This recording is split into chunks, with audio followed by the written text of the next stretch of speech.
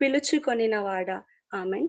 ఒకసారి కళ్ళు మూసుకోండి. ఈ సమయాన్ని దేవునికి అప్పగిద్దాం. ప్రార్థిస్తున్నాను. పరిశుద్ధుడా, గొప్ప దేవుడా, మీకు వందనాలు, స్తోత్రాలు చెల్లిస్తున్నాను. నిత్యుడవు తండ్రి, సమాధానకారకుడా, మీకు స్తోత్రములు. ఈ సమయమున మీ నోటికి బూరలాగా మీరు నన్ను వాడుకోగలం బ్రతిమలాడుకుంటున్నాను. మా నోట నుండి వచ్చే మాటలు కాదు ప్రభువా, మా ఆలోచనలు కాదు ప్రభువా, మా తలంపులు ఎంత మాత్రము కాదు. కేవలము మీ చిత్తమే నెరవేరబడును గాక అని ప్రార్థిస్తున్నాను. ఇక్కడ ఎంతమందైతే ఆశతో వచ్చినారో, ఎంతమందైతే కన్నీటితో వచ్చినారో, దుఃఖముతో హృదయము పగిలి వచ్చినారో, ప్రతి ఒక్క గాయమును మీరు ఈ దినమున కట్టగలరని బ్రతిమలాడుకుంటున్నాను, ప్రార్థిస్తున్నాను.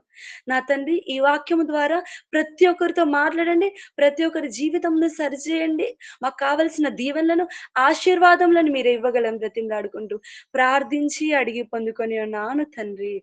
ఆమేన్. ఇక్కడ మనం ఒక మాటను గమనించినట్టయితే, "బూదిగంతముల నుండి నేను పట్టుకొని, దాని కొనల నుండి నిన్ను పిలుచుకున్నాను" అంటున్నాడు దేవుడు. మీ అందరికీ ఎన్నో అనుమానాలు. ఎన్నో, ఎన్నో అనుమానాలొస్తుంటాయి ప్రతిరోజు. దేవుడు నా జీవితంలో ఉన్నాడా? ఎందుకు ఇంకా కార్యాలు జరగట్లేదు?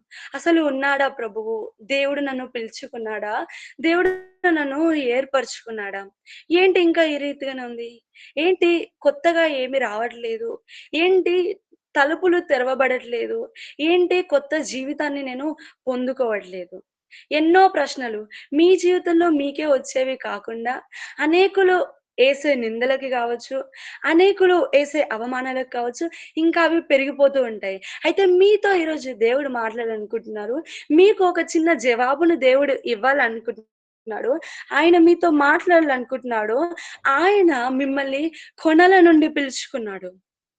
ఆయన మిమ్మల్ని భూదిగంతముల నుండి పట్టుకొని ఉన్నాడు. మనుషులలాగా పై పెదవులతో దేవుడు మిమ్మల్ని పిలవలేదు. మనుషులలాగా నువ్వు ఏమనుకుంటావో, అయ్యో! ఇప్పుడు నేను పిలవకపోతే నువ్వు ఏమనుకుంటావో అని దేవుడు మనిషిలాగా ఆలోచించలేదు. మనిషిలాగా ఊహించట్లేదు. ఆయన హృదయపూర్వకంగా నీ జీవితమును మార్చాలని, నిన్ను సరిజేయాలని, నిన్ను ఆయన సొత్తుగా చేసుకోవాలని ఆయన నిన్ను పిలుచుకొని ఉన్నాడు. ఆయన అంటున్నాడు, "నీవు నా దాసుడవనియు, నేను నిన్ను ఉపేక్షింపక ఏర్పరచుకున్నాను" అని అంటున్నాడు.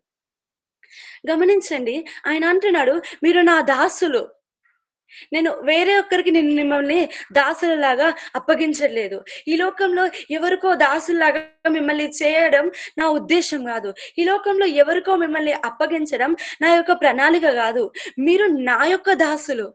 నేను మిమ్మల్ని నా సొత్తుగా ఏర్పరచుకున్నాను" అంటున్నాడు ప్రభువు. "నీవు నా దాసుడవనియు, నేను నిన్ను ఉపేక్షింపక" అంటే నేను నిన్ను తోసివేయక నిన్ను ఏర్పరచుకున్నా అంటున్నాడు. ఈరోజు మీరు దుఃఖిస్తున్నారేమో, ఈరోజు మీరు కన్నీటితో నిండి ఉన్నారేమో, నన్ను ఎవరు పట్టించుకోవట్లేదు, నన్ను ఎవరు ఆదరించట్లేదు, నాకంటూ ఈ లోకంలో ఎవరు లేరు అని బాధపడుతున్నారేమో.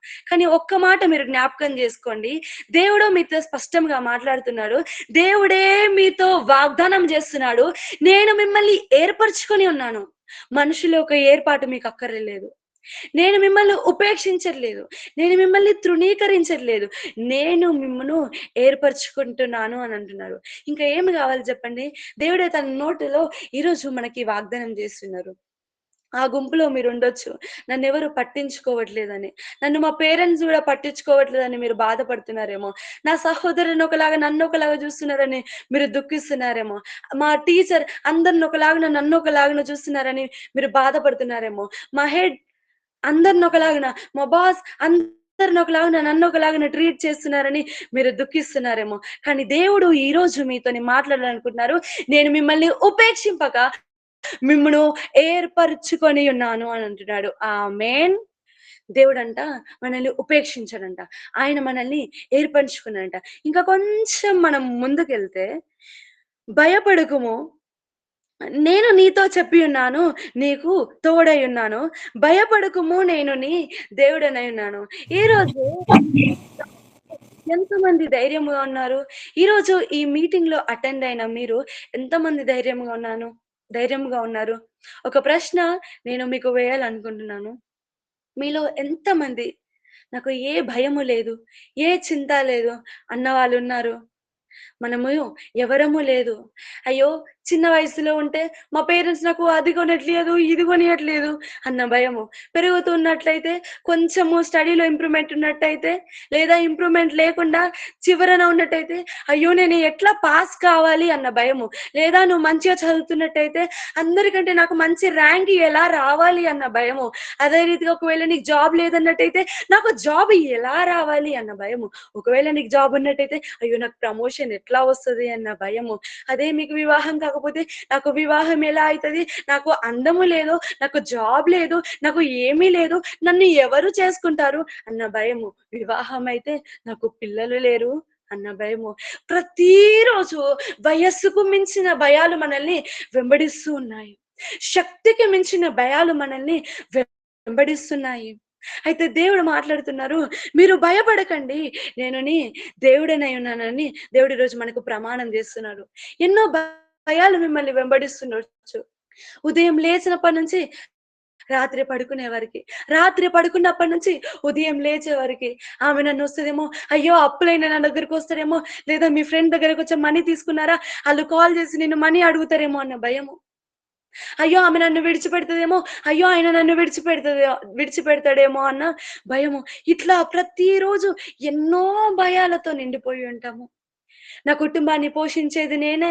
మీ కుటుంబంలో ఆరుగురుండొచ్చు, నలుగురుండొచ్చు, ఎంతమందైనా ఉండొచ్చు. కానీ ఈ కుటుంబాన్ని నేను ఎలా పోషించాలి అన్న భయము.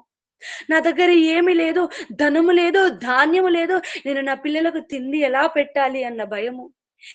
ఎలా నేను నా అడుగు ముందుకేయాలి అన్న భయము ప్రతిరోజు మనల్ని వెంబడిస్తూ ఉంటది. అయితే ఇలా భయపడుతున్న నీవు గావచ్చు, బహుశా దేవుడు నీతోనే మాట్లాడుతున్నారు గావచ్చు.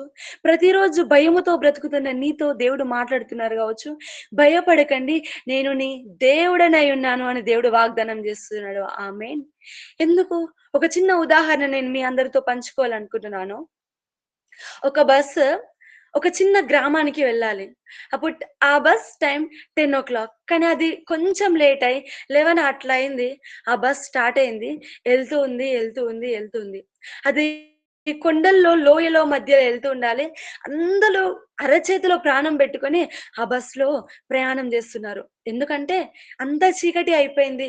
ఆ బస్ ఆ గ్రామానికి చేరాలంటే చాలా కష్టము. ఎందుకంటే ఎన్నో లోయలున్నాయి. కొంచెం స్లిప్ అయినా గూడా అంతే. ఆ బస్ ఆ లోయలో పడిపోతది. అక్కడున్న ఒక్కరి ప్రాణం గూడా మిగిలిపోదు. అయితే వారందరూ ఎంతో దిగులుతో ఉన్నారు. ఎంతో ఆందోళనతో ఉన్నారు. ఎంతో భయముతో ఉన్నారు. వాళ్ళ దేవుని వాళ్ళు మొక్కుకుంటూ ఉన్నారు. కొంతమందైతే ఎంతో ఏడుస్తున్నారు.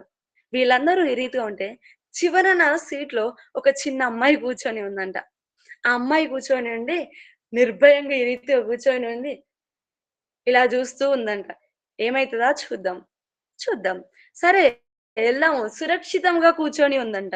నాకు ఏ భయము లేదు అన్నట్టు కూర్చొనుందట. నాకు ఏ దిగులు లేదన్నట్టు కూర్చొని ఉందట.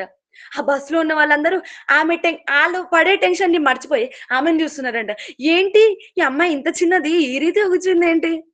ఏంటి మాకు లేని భయము, మేమందరం కలిగి ఉన్న భయము ఈ అమ్మాయికి లేదు ఏంటి? అని ఒక ఆయన ఆమె దగ్గరికెళ్లి అడిగిండంట. అమ్మా!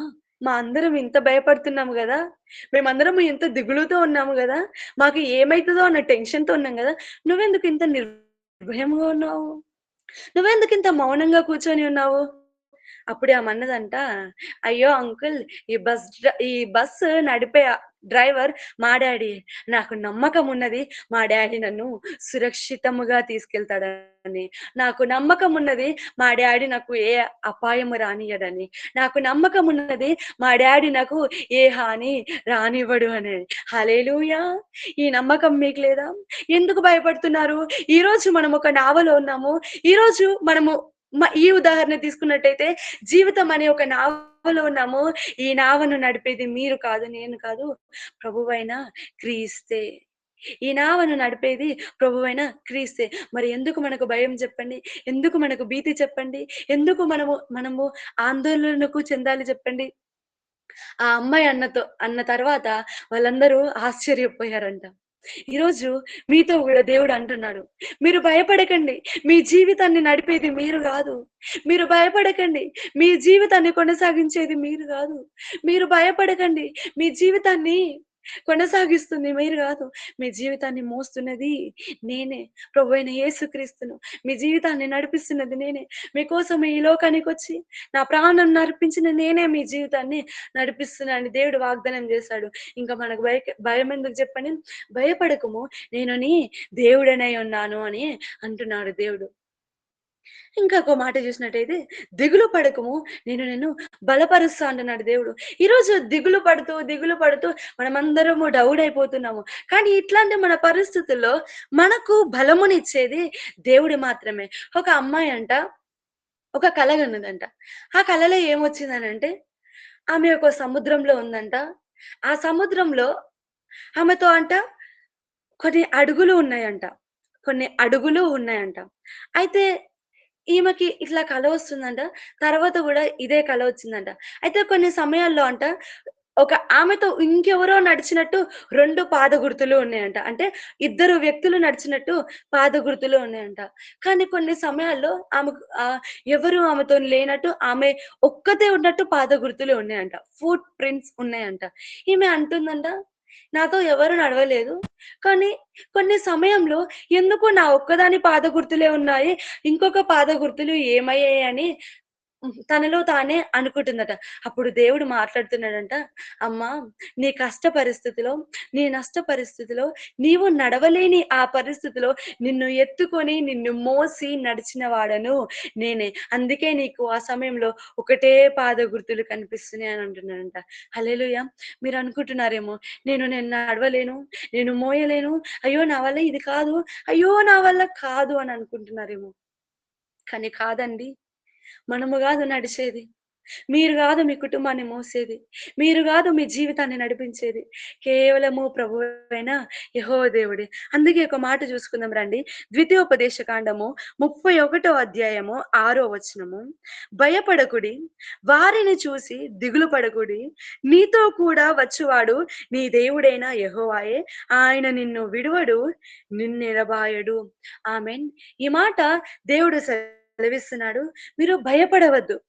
వారిని చూసి దిగులు పడవద్దు.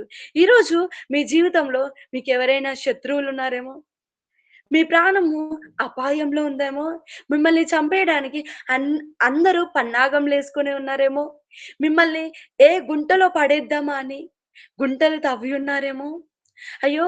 మీ జీవితము కొంచెము మంచిగా అయితే మీ పైన నిందలు మోపేవారు ఈరోజు మీ చుట్టూ ఎంతో మంది ఉన్నారేమో. కానీ దేవుడు ఈరోజు మీకు వాగ్దానం చేస్తున్నారు. మీరు భయపడకండి. వారిని చూసి దిగులు పడకండి. మీ ముందు ఉన్న ఈ పోరాటాలు చూసి, మీ చుట్టూ ఉన్న ఆ శత్రువులను చూసి మీరు భయపడకండి. నీతో కూడా వచ్చువాడు నీ దేవుడైన యెహోవాయే. మీరు ఒంటరిగా లేరు. ఒంటరిగా మీ పయనాన్ని కొనసాగించట్లేదు. మీతో వస్తున్నవాడు ప్రభువైన యెహోవా దేవుడే. ఆయన నిన్ను విడవడు, ఎడబాయడు. మీరనుకుంటున్నారేమో, అయ్యో! నేను ఇట్లా ఉన్నాను గదా! దేవుడు నన్ను విడిచిపెట్టాడేమో. అయ్యో! నా పరిస్థితి ఇది గదా! దేవుడు నన్ను విడిచిపెట్టాడేమో అని. కానీ అది తప్పు మాట. ప్రతి క్షణము, అది ఏ క్షణమైనా పర్వాలేదు. మీరు గడుపుతున్న పరిస్థితి ఎట్లాంటిదైనా, మీరు ఎదుర్కొంటున్న శోధన ఎట్లాంటిదైనా, మీ జీవితంలో వచ్చిన శ్రమ ఎట్లాంటిదైనా, ఎట్లాంటి పరిస్థితి అయినా మన దేవుడు మనల్ని విడవని దేవుడు. ఆ రోజు దేవుడు మోషేకిచ్చిన వాగ్దానము ఈరోజు మీకు ఇవ్వాలనుకుంటున్నాడు. భయపడకండి. మీ ముందు నా ప్రజలను చూసి దిగులు పడకండి. ఆ రోజు మోషే ఆ సైన్యాన్ని తీసుకొని వచ్చినప్పుడు ముందు సముద్రము, ఎనక సైన్యము. బహుశా ఈరోజు మీ జీవితంలో అట్లాంటి పరిస్థితే ఉందేమో. ముందు చూస్తే శత్రువులు, ఎనక చూస్తే శత్రువులు. ముందు చూసినా గుంటలు, ఎనక చూసినా గుంటలు. మీరు ముందుకు ఎళ్ళలేక, ఎనకకి ఎళ్ళలేక, ఎటూ ఎళ్ళలేకుండా ఈరోజు మీరు మీ జీవితాన్ని గడుపుతున్నారేమో. అయ్యో! ఎట్లా గడపాలి అన్న పరిస్థితిలో మీరున్నారేమో. ఈరోజు నిశ్చయముగా దేవుడు మీతో మాట్లాడుతున్నారు. మీరు భయపడనక్కర్లేదు. మీరు దిగులు పడనక్కర్లేదు. ఆ రోజు ఆ లక్షల సైన్యంని దాటించిన దేవుడు, సముద్రమును పాయలుగా చేసిన దేవుడు, ఎనకాల సైన్యమును ఆ సముద్రంలో కలిపిన దేవుడు ఈరోజు మీతో మాట్లాడుతున్నారు. మీరు భయపడకండి. మీరు ఎంత మాత్రము దిగులు పడకండి. దేవుడు మిమ్మల్ని విడవడు. దేవుడు మిమ్మల్ని ఎడబాయడు. ఆయన మిమ్మల్ని పట్టుకొని ఉన్నాడు. ఆయన మీ పక్షమున నిలబడి యున్నాడు. ఇంకా మనం కొంచెం ముందుకెళ్ళినట్టయితే యెహోషువ 1 అధ్యాయము 9 వచనంలో నిబ్బరము కలిగి ధై ధైర్యముగా ఉండుము. దిగులు పడకుము, జడియకుము. నీవు నడుచు మార్గమంతటిలో నీ దేవుడైన యెహోవా నీకు తోడుగా ఉన్నాడు. ఆ రోజు మోషేకు వాగ్దానం చేసిండు దేవుడు. తర్వాత యెహోషువకు వాగ్దానం చేసిండు. ఈ వాగ్దానాలు దేవుడు మనకిస్తున్నాడు. నిబ్బరము కలిగి ఉండుము. దిగులు పడకుము. జడియకుము. నీవు నడుచు మార్గమంతటిలో నీ దేవుడైన యెహోవా నీకు తోడుగా ఉంటాడు. మీరనుకుంటున్నారేమో, అయ్యో! నేనొక బిజినెస్ స్టార్ట్ చేయాలని. అయ్యో! నేను ఇటువైపు ఎళ్ళాలనుకుంటున్నారు. అయ్యో! నేను అటువైపు ఎళ్ళాలనుకుంటున్నాను. అయ్యో! నాకు డబ్బులు కావాలి కాబట్టి నేను ఈ జాబ్ చేయాలనుకుంటున్నాను. అయ్యో! నేను ఆ మార్గం గుండా ఎళ్ళాలనుకుంటున్నాను. కానీ ఎన్నో ఆటంకాలొస్తున్నాయేమో, ఎన్నో సమస్యలొస్తున్నాయేమో, డబ్బులు సమకూర్చడం లేవు గావచ్చు. ఎన్నో ఇబ్బందుల గుండా మీరెళ్తున్నారేమో. కానీ ఒకటి గుర్తుకుంచుకోండి. మనము పూజించే దేవుడు, మనము ఆధారపడ్డ దేవుడు, ఆయన నమ్మదగిన దేవుడు. ఆయన మాట ఇచ్చి తప్పని దేవుడు. నేను మీకొకటి జ్ఞాపకం చేయాలనుకుంటున్నాను. ఇందాక సిస్టర్ చెప్పి ఉన్నారు. తనకు తెలిసిన కొన్ని మాటలు మీకు పంచుకొని ఉన్నారు. మేము గూడా ఇక్కడ చాలా మంది స్టూడెంట్స్ ఉంటారు. మేమిక్కడ చదువుకున్న దగ్గర. అందరూ ఇష్టం ఉన్నట్టు ఉంటారు. మీరొక్కసారి ఇక్కడికొచ్చినట్టు చూస్తే ఎవ్వరి ఇష్టం వచ్చినట్టు వాళ్ళుంటరు. చెప్పలేము అసలు ఊహించలేము. ఎవరు ఎప్పుడు ఎవరితో ఉంటారో. నాకొకటే ఆశ ఇక్కడ అడుగుబెట్టిన నుంచి. దేవా! నా పట్ల మీ ప్రణాళిక ఉంది గాబట్టి, మీరు నన్ను ఏర్పరచుకున్నారు గాబట్టి, ఇక్కడున్న ఈ యవ్వనస్తులను మీ వైపు తిప్పాలి. ఇక్కడున్న వీరిని మీ వైపు తిప్పాలి అన్న నాశ నన్ను ఎంతో, ఎంతో నడిపించింది. ఒక సంవత్సరం గడిచిపోయింది. నేను ఏమీ జేయలేను. ఏమి చేయలేను. ఆ ఆశలోనే నడిచి వెళ్ళాను. ఆ ఆశ నన్ను వెంబడించింది గానీ, ఏమి చేయలేని పరిస్థితి నాది. కానీ ఒక సంవత్సరం గడిచిపోయింది. ఒక రూమ్ ఎలాగైనా పెట్టాలి. అనేకులను దేవుని వైపు నడిపించాలన్న ఆశ నాలో ఉంది. కానీ నా పరిస్థితి నన్ను ముందుకు వెళ్ళనీయలేదు. ఎందుకంటే, నేను ఆ రూమ్‌ని ఎలా కట్టాలి? ఆ మనీ నేను ఎలా కట్టాలి? దేవా! నా పరిస్థితి మీరెరిగిన వారై ఉంటున్నారు. నేను ఎళ్ళలేని స్థితిలో ఉన్నాను. కానీ మీరు నిజంగానే నన్ను ఏర్పరచుకున్నట్టయితే, కానీ మీరు నిజంగానే నన్ను ఎన్నుకున్నట్టయితే, నాకు మీరు ద్వారం తెరవని నేను ప్రార్థించినాను. ఆశ్చర్య రీతిలో ఒక చెల్లె నా దగ్గరకొచ్చి, "అక్క మా మమ్మీ దశమ భాగం తీసిందని" నా చేతిలో పెట్టింది. చూడండి మీరనుకుంటున్నారేమో, నేను ఎళ్ళలేను. నేను ఈ జీవితాన్ని గడపలేను. అయ్యో! నా జీవితంలో అన్నీ అడ్డంకులే. అయ్యో! నా జీవితంలో అన్ని ఎదురు దెబ్బలే. ముందు సముద్రం, ఎనుకాల సైన్యం. నేను ఎళ్ళలేననుకుంటున్నారేమో, కానీ మన దేవుడు సముద్రంలో దారిని కలగజేసే దేవుడు. ఆమేన్. అదే దేవుడు నా జీవితంలో చేశాడు. ఆ సిస్టర్ వచ్చి నాకు డబ్బులిచ్చారు. మేము రూమ్ రెంట్ తీసుకున్నాము. ప్రార్థనని కొనసాగిస్తున్నాము. ఇప్పటికి 1 ఇయర్ అయిపోయింది. చాలా మంది దేవుని సన్నిధికొచ్చారు. రక్షింపబడ్డారు. సాక్ష్యాలు మేము వింటూనే ఉన్నాము. ఇది దేవుడు మన జీవితంలో కార్యాలు చేయాలనుకుంటే ఈ రీతిగా ఉంటాయి. ఇంకా మనము చూసినట్టయితే ఒక మాట ఇర్మియా 1 అధ్యాయము 19 వచనంలో వారు నీతో యుద్ధము చేతురు గాని నిన్ను విడిపించుటకు నేను నీకు తోడైయున్నందున వారు నీ పైన విజయము పొందజాలరు. ఈరోజు మనతో యుద్ధం చేయడానికి ఎంతో మంది ఉన్నారు. దుష్టుడు సాతానే గాదు. చాలా మంది మనుషులు మనం ఎంతో ప్రేమించే వారే మనతో యుద్ధం జేయడానికి సిద్ధంగా ఉన్నారు. అట్లాంటి పరిస్థితిలో దేవుడు మనతో మాట్లాడుతున్నారు. నిజంగానే వారు నీతో యుద్ధం చేయడానికొస్తారేమో, కానీ యుద్ధము చేసేది నువ్వు గాదు. ప్రభువైన యెహోవా దేవుడే. ఆయనే యుద్ధము చేసి వారు నీ పైన గెలవలేకుంటారట. ఈ వాగ్దానము ఈ మాటని నేను ఇంకా లోతుగా పంచుకోవాలనుకుంటే, ఒక గొప్ప సాక్ష్యంని నేను మీతో పంచుకోవాలి. మా డ్యాడీ వివాహమైన తర్వాత, మా తమ్ముడు, నేను జన్మించిన తర్వాత, మా మమ్మీ చాలా అనారోగ్యానికి లోనైంది. అప్పుడు మాదెంతో పేద కుటుంబము. ఎంతో నిరుపేద స్థితిలో మేము ఉండే. ఆ సమయంలో మా డ్యాడీ మా మమ్మీని తమ్ముడిని హాస్పిటల్ తీసుకొనెళ్ళాడు. మమ్మీ హాస్పిటల్‌లో అడ్మిట్ అయింది. ఏమి తినకుండా ఎవరు ఏం తినమని చెప్పినా, ఎంత బుజ్జగించినా ఏమి తినకుండా ఒంటరిగా ఉంటూ ఆ జీవితాన్ని గడుపుతున్న ఆ సమయంలో రాత్రి 3 అయితుంది. ఇక్కడ యశోద హాస్పిటల్‌లో మా తమ్ముడిని బయట కూర్చోబెట్టుకొని ఇట్లా ఒళ్ళో పడుకోబెట్టుకొని మా డ్యాడీ దుఃఖిస్తున్నాడు. ఏంటి ప్రభువా నా పరిస్థితి ఇలా ఉంది. నేను వివాహం చేసుకుంటే నాకొక భార్య వస్తుందేమో గాని, నా పిల్లలకి నేను ఇంకొక తల్లిని తీసుకురాలేను గదా ప్రభువా! ఆ ప్రేమను నేను తీసుకురాలేను గదా ప్రభువా! నాకు కాకపోయినా నా పిల్లలకు న్యాయం జేయండి. వాళ్ళ తల్లిని మీరు మళ్ళీ బ్రతికించండి అని ప్రార్థన జేస్తున్న ఆ సమయంలో దేవుడు ఈ వాగ్దానం ద్వారా మా డ్యాడీతో మాట్లాడారు. ఈ వాగ్దానం ద్వారా దేవుడు మాట్లాడి, అద్భుతం. దేవా నువ్వు నాతో మాట్లాడావు అన్న సంతోషంలో మా తమ్ముడిని ఎత్తుకొని, పరిగెత్తుకొని మా డ్యాడీ ఎళ్ళాడు. ఎళ్ళేసరికి మా అమ్మమ్మ అక్కడ ఉన్నారు. మా అమ్మమ్మ అంటున్నారు, "ఏందయ్యా మీరు ఇప్పుడే వచ్చే ఎళ్లారు గదా! మళ్ళీ ఎందుకొచ్చారు" అని అంటున్నారు. మీలో ఎంతమందికి అర్థమైందో నేను ఎరుగను గాని. ఆ రోజు, ఆ రాత్రి మా డ్యాడీతో ఎప్పుడైతే దేవుడు దర్శనమిచ్చి మాట్లాడారో, అప్పుడే ప్రభువైన యెహోవా దేవుడు ఎళ్లి మా మమ్మీని ముట్టి, స్వస్థపరిచి, మళ్ళీ జన్మనిచ్చి నడిపించారు. హల్లెలూయా! దేవుని ప్రణాళిక ఇట్లాంటిదండి. ఆయన వాగ్దానం జేశాడంటే ఆయన తప్పని దేవుడు. ఆయన మాట ఇచ్చాడంటే ఆయన తప్పని దేవుడు. నిశ్చయముగా నెరవేర్చే దేవుడు.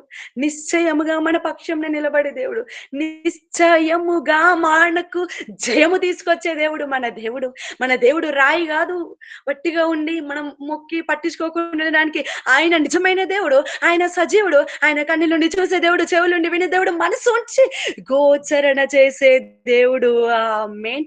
ఆయననే మనం ఈరోజు నమ్ముకున్నాము. ఆ దేవుడే మా డ్యాడీకి వాగ్దానం చేశాడు. ఆ దేవుడే నాకు వాగ్దానం చేశాడు.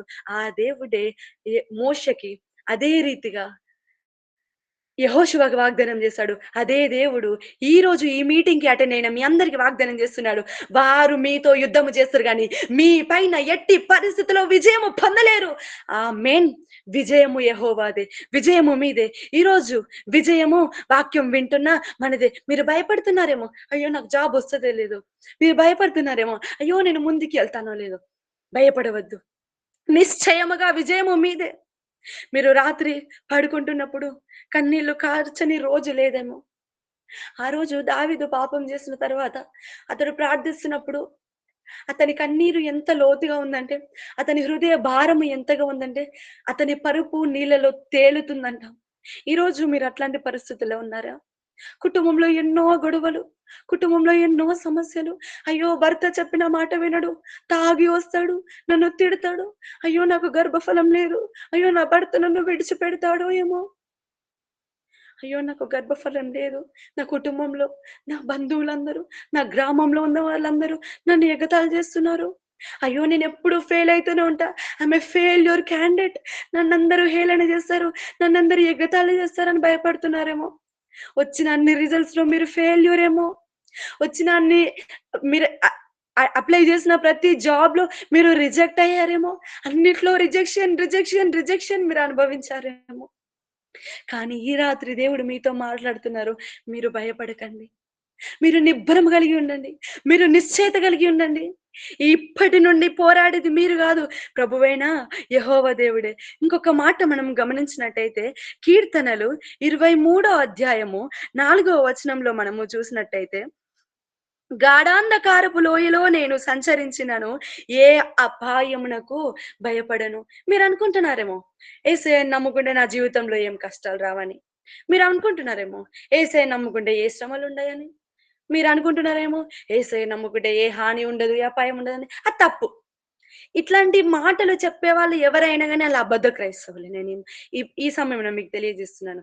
యేసయ్యని నమ్ముకో, నీ జీవితంలో అన్నీ ఉంటాయి అని మీరు గూడా బోధించకండి. ఇది తప్పు మాట. ఎందుకంటే మన దేవుడు గాఢాంధకారపు లోయలో నుండి మనల్ని పైకి లేవట్టే దేవుడు. ఇక్కడ మనం చదువుతున్నాము. ఆయన వాగ్దానము చేస్తున్నాడు. గాఢాంధకారపు లోయలో నేను సంచరించినను ఏ అపాయమునకు నేను భయపడను. అపాయము నీ యొద్దకు రాదు. నిశ్చయముగా నిన్ను నడిపించేది నీవు గాదు. ప్రభువైన యెహోవా దేవుడే. ఆ రోజు అంట షద్రక్, మేషక్, అబేద్నెగోల్ని రాజు ముందుకు నిల్చోబెట్టారు. రాజు అంటున్నాడు నెబుకద్నెజరు మొక్కుతారా లేదా? అగ్నిగుండంలో వేయాలా? మొక్కుతారా లేదా? అగ్నిగుండంలో వేయాలా? షద్రక్, మేషక్, అబేద్నెగోలు ఒకటే నిశ్చయతతో ఉన్నారు. నేను మొక్కను అంటే మొక్కను. ఏది ఏమైనా గాని నేను మొక్కను. మీరు నన్ను అగ్నిగుండంలో ఏసినా పర్లేదు, లేదంటే ఇప్పటికిలా నా మెడ నరికేసినా పర్వాలేదు. నేను మొక్కను అంటే మొక్కననే నిశ్చయతలో ఉన్నారు షద్రక్, మేషక్, అబేద్నెగో. రాజుకు చాలా కోపమొచ్చింది. ఏంటి? ఈ రాజ్యం అంతా నాది. నా అరచేతిలో ఉంది ఈ రాజ్యము. నేను ఏది చెప్తే అది వినాలి. వీళ్ళు నాకు అపోజిట్ మాట్లాడతారా? నేను చెప్పింది వినరా అని అగ్నిగుండంని ఇంకా, ఇంకా పెంచుతాడు. అగ్ని ఇంకా, ఇంకా పెంచుతాడు. పెంచి ఆ రోజు రాజు ఏం జేస్తాడంటే షద్రక్, మేషక్, అబేద్నెగోల్ని దాంట్లో పడగొడతాడు. ఆ సమయంన నిజంగా చెప్పాలంటే ఆ పరిస్థితి ఎంతో ఘోరమైనది. అది ఊహించలేనిది. వాళ్ళంటున్న మాట, "నా ప్రభువు రక్షించినా, రక్షించకపోయినా నేను మొగ్గను అంటే మొక్కను." ఈరోజు ఆ రీతిగా మాట్లాడేవారు మీరు ఎవరైనా ఉన్నారా? రేపటి దినంన ఒకవేళ మోదీ గారు ఎవరైనా ప్రార్థిస్తే వాళ్ళని అగ్నిగుండంలో వేస్తానంటే మీలో ఎవరైనా ఉన్నారా? నన్ను అగ్నిగుండంలో వేసినా పర్లేదు. నేను దేవుడిని మొక్కుతాను అన్నవాళ్ళు. నేను ఆయనను విడిచిపెట్టను అన్నవాళ్ళు. నా దేవుడు నన్ను కాపాడినా, కాపాడకపోయినా, నన్ను రక్షించినా, రక్షించకపోయినా నేను దేవుని కోసమే నిలబడతాను అన్నవారు మన మధ్యలో ఉన్నారా? లేదు అండి. అట్లాంటి వారు చాలా అరుదు. ఎందుకంటే ఎప్పుడు దేవుని ఎదురు నుండి దీవెనలు పొందుకోవడానికే ఇష్టపడతారు. ఎప్పుడు దేవుని ఎదురు నుండి ఆశీర్వాదాలు పొందుకోవడానికే ఇష్టపడతారు. దేవుడు ఇస్తేనే దేవునితో ఉండా ఉండే వాళ్ళే ఉన్నారు గానీ, దేవుడు ఇయ్యకపోతే దేవుని వెంబడించేవారు లేదు. కానీ ఇక్కడ ఈ వాగ్దానము వారి జీవితంలో నెరవేరింది. వారు నిజంగానే గాఢంధకారపులో ఇలాంటి పరిస్థితుల్లో ఉన్నారు. అగ్నిగుండంలో ఉన్న షద్రక్, మేషక్, అబేద్నెగోలను దేవుడు దర్శించాడు. వారి పక్షంన దేవుడు నిలబడ్డాడు. దేవుడు వాళ్ళని విడిపించాడు. ఆ సమస్య నుండి, ఆ బాధ నుండి దేవుడు వాళ్ళని విడిపించాడు. ఇదే దేవుడు మనకు ఇచ్చిన నిశ్చయిత. ఇదే దేవుడు మనకిచ్చిన వాగ్దానము. గాఢాంధకారపు లోయలో నేను సంచరించిన నేను ఏ అపాయమునకు భయపడను. నీవు నాకు తోడయుందువు. నీ దుడ్డు కర్రయు, నీ దండమును నన్ను ఆదరించును. ఆయన యొక్క దుడ్డు కర్ర, ఆయన యొక్క దండము మనల్ని ఎప్పుడూ లేపుతూనే ఉంటది. నువ్వు సమస్యలో ఉన్నావా? నువ్వు శోధనలో ఉన్నావా? ఆయన యొక్క దుడ్డు కర్ర నిన్ను లేపడానికి ఇట్లా పట్టుకొని ఉంటాడు దేవుడు. వెలుగైన దేవుడు నువ్వు పడిపోతున్న ఆ సమయాన్ని గ్రహించి నిన్ను లేపడానికి దేవుడు ప్రతిరోజు నీతోనే ఉంటాడు. అదే దేవుడు ఈరోజు మనతో మాట్లాడుతున్నాడు. అదే దేవుడు ఈరోజు మీతో మాట్లాడుతున్నాడు. నాతో మాట్లాడుతున్నాడు. ఇంకొక మాట మనం చూసుకున్నట్టయితే ఇదే యెషయా 43 అధ్యాయం మొదటి వచనంలో అయితే యాకోబు నిన్ను సృజించిన వాడగు యెహోవా, ఇశ్రాయేలు నిన్ను నిర్మించిన వాడు ఇలాగు సెలవిచ్చుచున్నాడు. నేను నిన్ను విమోచించి ఉన్నాను. భయపడకుము, పేరు పెట్టి నిన్ను పిలిచి ఉన్నాను. నీవు నా సొత్తు. మీరనుకుంటున్నారు, నేను కాదు నా జీవితం ఇంతే అని. కానీ మీకు పెట్టబడ్డ ఆ పేరు అది దేవుడు పెట్టి ఉన్నాడు. పేరు పెట్టుకొని దేవుడు మనల్ని పిలుచుకొని ఉన్నాడు. నీవు నా సొత్తు అంటున్నాడు. మీ పరిస్థితులను చూసి భయపడకండి అని దేవుడు వాగ్దానం చేస్తున్నాడు. మీరు అనుకుంటున్నారేమో, అయ్యో! నా పరిస్థితి ఇలా ఉంది. నాకు ఏం దీవెనలు జరగట్లే. అక్క మీరు బానే చెప్తున్నారు. సిస్టర్ మీరు బానే చెప్తున్నారు. భయపడకండి అని. కానీ అది ఎలా సాధ్యము అని మీరు అనుకుంటున్నారేమో. ఒక్కసారి మనం బైబిల్ గ్రంథంని మనం ఒక్కసారి చూసినట్టయితే, ఆ రోజు విందుకు దేవుడు పిలువబడ్డాడు. ద్రాక్షారసం అయిపోయింది. అక్కడున్న వాళ్ళందరూ టెన్షన్‌తో ఉన్నారు. అయ్యో! ఇప్పుడు ఎట్లా చేసేది? ఇప్పుడు పరిస్థితి ఏంటి? ఇప్పుడు ఎలా మేము ముందుకెళ్ళేది? ద్రాక్షారసం అయిపోయింది. గెస్ట్స్ అందరున్నారు. ఎలా జేయాలన్నప్పుడు మరియమ్మ ఎళ్లి ప్రభువుతో మాట్లాడుతుందంట. అయ్యా! ద్రాక్షారసం అయిపోయింది అన్నప్పుడు, నా సమయం ఇంక రాలేదు అన్న తర్వాత ఆమె ఒకటే మాట అన్నది. ఆయన చెప్పినట్టు మీరు చేయండని. అప్పుడు ఆయన అన్నాడు గదా! ఆ బానలను నీళ్ళతో నింపండి అనన్నాడు. ఆయన చెప్పినట్టే ఆ బానలన్నిటిని నీళ్ళతో నింపారు. నీళ్ళతో నింపిన తర్వాత దేవుడెళ్లి ప్రార్థన చేసి, ఆ నీళ్ళను ముట్టిన తర్వాత నీళ్ళు ద్రాక్షారసముగా మారిపోయినాయంట. హల్లెలూయా! ఈరోజు మీలో ఎంతమంది నీళ్ళ లాంటి జీవితంలో కలిగి ఉన్నారో నాకు తెలియదు. ఎంతమంది దీవెనలు లేకుండా, ఎంతమంది ఆశీర్వాదాలు లేకుండా ఈ మీటింగ్‌కి అటెండ్ అయ్యి ఉన్నారో నేను ఎరగను గానీ, ఈరోజు దేవుడు మిమ్మల్ని తాకినట్టయితే, దేవుడు మిమ్మల్ని ముట్టినట్టయితే, మీరు భయమును విడిచిపెట్టినట్టయితే, మీ నీళ్ళ లాంటి జీవితముని దేవుడు ఈ రాత్రి ద్రాక్ష రసముగా మార్చబోతున్నాడు. ఆమేన్. మీరనుకుంటున్నారేమో నా వల్ల కాదు అని. మీరనుకుంటున్నారేమో అయ్యో! నేను నిష్ప్రయోజనమై ఉన్నాను. అయ్యో! నా వల్ల ఏది కాదు. అయ్యో! నాలో ఎట్లాంటి టాలెంట్స్ లేవు. అయ్యో! నాకు ఒక్క తలాంతు గూడా లేదు. నాకు ఏది రాదు. నాకు కొంచెం గూడా టాలెంట్ లేదనుకున్నారేమో. కానీ నీళ్ళకు ద్రాక్ష రసంకున్న సంబంధం ఏంటో ఒకసారి మీరే జెప్పండి. కానీ ప్రభువు హస్తము దాన్ని తాకడము తోటే ఆ నీళ్ళు అంట ఆ సమయమున ద్రాక్ష రసంగా మారిపోయినాయంట. అదే మాట దేవుడు మాట్లాడు మనతో మాట్లాడుతున్నారు. ఈ రాత్రికాల సమయమున మీరు విశ్వసించి ప్రార్థించినట్టయితే, విశ్వసించి మీ యొక్క భయమును విడిచిపెట్టినట్లయితే, దేవుడు మిమ్మల్ని తాకినట్టయితే, ఈ రాత్రికాల సమయమున మనమందరము ద్రాక్ష రసంగా మారుదుము గాక. ప్రతి ఒక్క జీవితంలో మేలులను మనం పొందుకుందుము గాక. ప్రతి ఒక్క జీవితంలో మనము ఆశీర్వాదములను అంటకట్టుకొని వెళ్ళుదుము గాక. ఆమేన్. ఇంకేముంది చెప్పండి. దేవుడే మనల్ని ఎన్నుకున్నాక, దేవుడే మనల్ని పిలుచుకున్నాక ఇంకెవరు కావాలి చెప్పండి. ఆ రాత్రికాల సమయమున రాత్రంతా పోరాడాడంట పౌలు. పేతురు గారు రాత్రంతా ప్రయాసపడ్డాడంట. అయ్యో! నా వల్ల కావట్లేదే. రేపు పొద్దున నాకు డబ్బులు కావాలి. నేను ఖచ్చితంగా ఈ డబ్బులు కట్టాలి. ఒకవేళ ఈ రాత్రి మీలో ఎవరైనా అట్లా జాయిన్ అయ్యి ఉన్నారా ఈ మీటింగ్‌కి? రేపు పొద్దున్నే నేను అక్కడ మనీ కట్టాలి సిస్టర్. కానీ నా చేతిలో ఒక్క రూపాయి లేదు. సిస్టర్ నా పరిస్థితి ఘోరంగా ఉంది. నేను ఎవరికీ చెప్పుకోలేను సిస్టర్. నా బాధ ఘోరాతి ఘోరంగా ఉంది. నా చేతిలో రూపాయి లేదు. కానీ రేపే నేను కట్టాలి అని మీరు ఎవరైనా బాధపడుతున్నారా? ఆ రాత్రి పేతురు పరిస్థితి అలాంటిదే అండి. ఆ రాత్రి పేతురు పరిస్థితి అలాంటిదే. పొద్దున్నే డబ్బులు తీసుకుపోయి కట్టాలి. టాక్స్ కట్టాలి. కానీ ఆ రాత్రి ఎంతో ప్రయాసపడుతున్నాడు. ఎంతో బాధపడుతున్నాడు. వేస్తున్నాడు, తీస్తున్నాడు. వేస్తున్నాడు, తీస్తున్నాడు. వేస్తున్నాడు, తీస్తున్నాడు. కానీ వాళ్ళలో ఒక్క చేప కూడా రాలేదు. ఉదయమైంది. సూర్యుడొచ్చాడు. కానీ ఒక్క చేప గూడా రాలేదు. దుఃఖిస్తున్నాడంట. అయ్యో! ఇప్పుడు నేను కట్టకపోతే నన్ను చెరసాలలో వేస్తారేమో! అయ్యో! ఇప్పుడు నేను కట్టకపోతే నా జీవితం ఏంటి? నా కుటుంబం ఏంటి? ఈ రాత్రి మీరు అలా ఎవరైనా ఉన్నారా? అయ్యో! ఈ సంవత్సరం, ఈ నెల, ఈ వారం, ఈ రాత్రి, ఈరోజు నేనిది పొందుకోకపోతే నా జీవితం ఏమైపోతదో అన్న దిగులుతో మీరెవరైనా జాయిన్ అయ్యి ఉన్నారా ఈ మీటింగ్‌కి? అయితే దేవుడు మీతోనే మాట్లాడుతున్నారు. ఆ రోజు పేతురు ఆ రీతిగానే ఉండే. ఆ ఉదయకాల సమయమున ప్రభువు అంట పేతురు గారి దగ్గరికేందంట. పేతురు గారి దగ్గరికెళ్ళి, "పేతురు, నీ ఓడను ఇంకా లోతుకి తీసుకెళ్ళి, నీ వలను అటువైపు ఎయ్యు" అని అన్నాడంట. అదే రీతిగా ప్రభువా నేను రాత్రంతా ప్రయాసపడ్డాను. కానీ నీ మాట చొప్పున నేను ఈ రీతిగా చేస్తాను అన్నప్పుడు ఆ వల వేశాడంట. 2 ఓడలు నిండిపోయి, వలలు పికిలిపోయేంత చేపలు దేవుడు ఇచ్చాడంట. ఆమేన్. హల్లెలూయా. మీరనుకుంటున్నారేమో నా దగ్గర ఏమీ లేదు. మీరనుకుంటున్నారేమో నేను ప్రయాసపడ్డాను. నేను చాలా ప్రార్థించాను. నేను చాలా పోరాడాను. నేను దేవుని దగ్గర చాలా బ్రతిమలాడాను. కానీ నేను ఏమి పొందుకోలేను. నా జీవితంలో ఏదీ లేదు. నా జీవితంలో నేను పొందుకోలేదు అని మీరు బాధపడుతున్నారేమో. కానీ ఈ రాత్రి నిశ్చయముగా మన దేవుడు మాట్లాడుతున్నారు.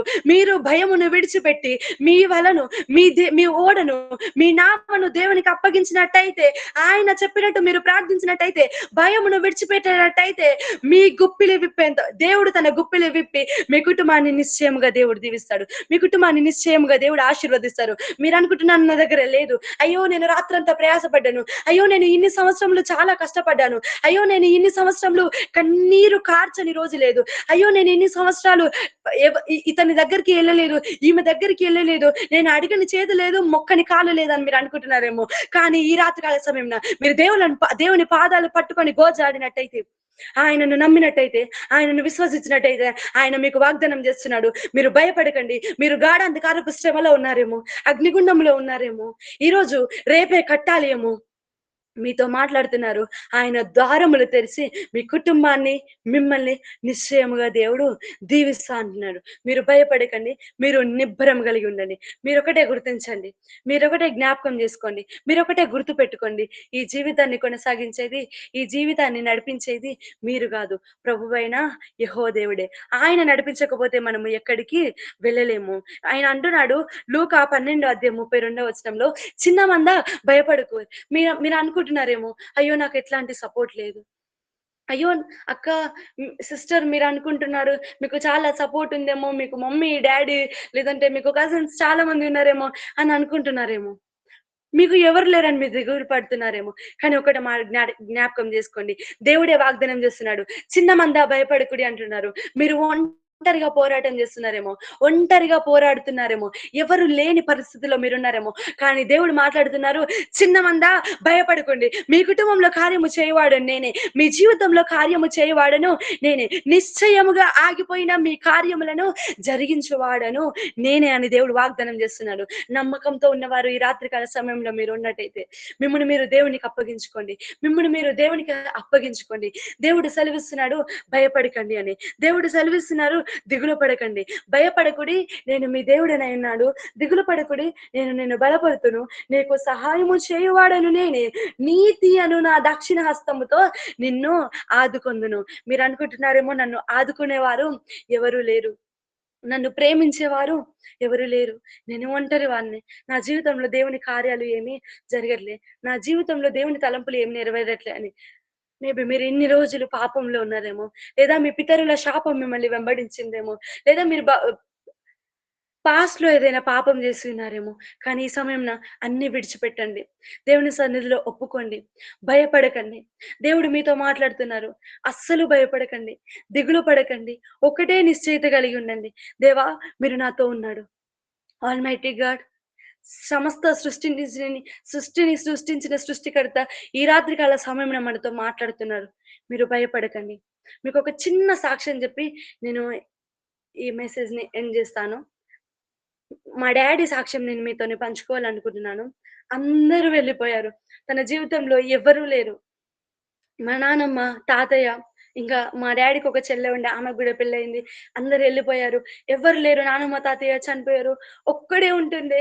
రాత్రికాల సమయంన చాలా తాగుతుండే. ఎందుకంటే అప్పుడు దేవుడిని నమ్ముకోలేదు. ఈ లోకంలో ఉన్నప్పుడు ఎటుగాని పరిస్థితిలో ఉండే. కానీ దేవుడు ఒకసారి పిలుచుకున్నాడు. ఆ రాత్రికాల సమయంన ఎంతో కొన్ని రాత్రులు దేవునితో మోకాళ్ళపై నుండి గోజాడి దేవుని సన్నిధిలో వెంబడించిన దినములు ఎన్నో ఉన్నాయి. ఈరోజు నేను ఈ రీతిగా మాట్లాడుతున్నాను. ఇది ఏమి లేదు.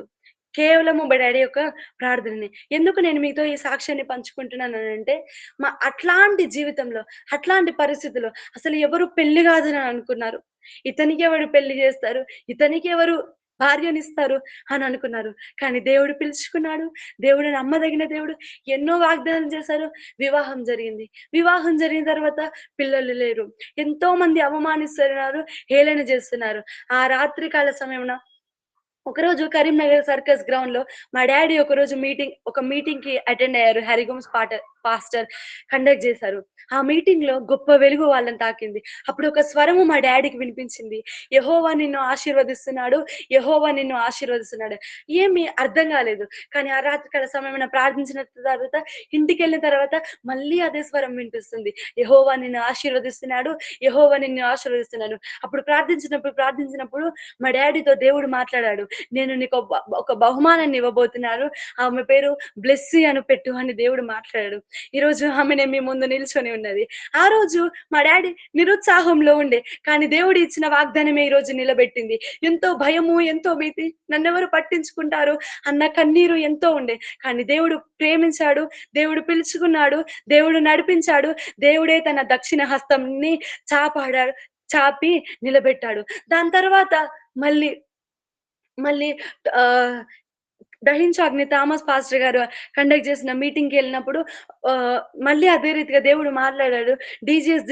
దినకర్ గారిని చూపెట్టి, వీళ్ళని వాడుకున్నట్టు నేను మిమ్మల్ని గూడా వాడుకుంటాను. నేను నీకొక బహుమానాన్ని ఇవ్వబోతున్నాను. ఒక కుమారుడిని ఇవ్వబోతున్నాను.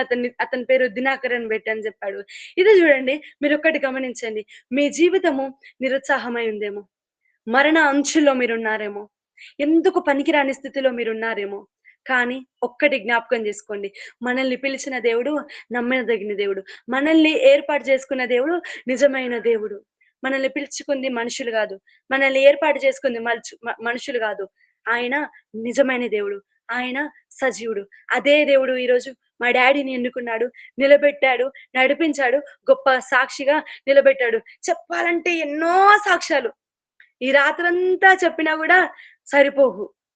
కానీ ఈరోజు దేవుడు మీతో మాట్లాడారని నేను నమ్ముతున్నాను. మీ హృదయంలో ఒక ధైర్యంను నింపాడని నేను నమ్ముతున్నాను. ఎందుకంటే మీరు భయపడితే సాతానికి అనుమతి ఇచ్చినట్టే. మీరు భయపడితే దేవుడిని అక్కడ తక్కువ చేసినట్టు. మీ సమస్యను గొప్ప జేయకండి. విశ్వాసమును గొప్ప జేయండి. మీ సమస్యను గొప్ప జేయకండి.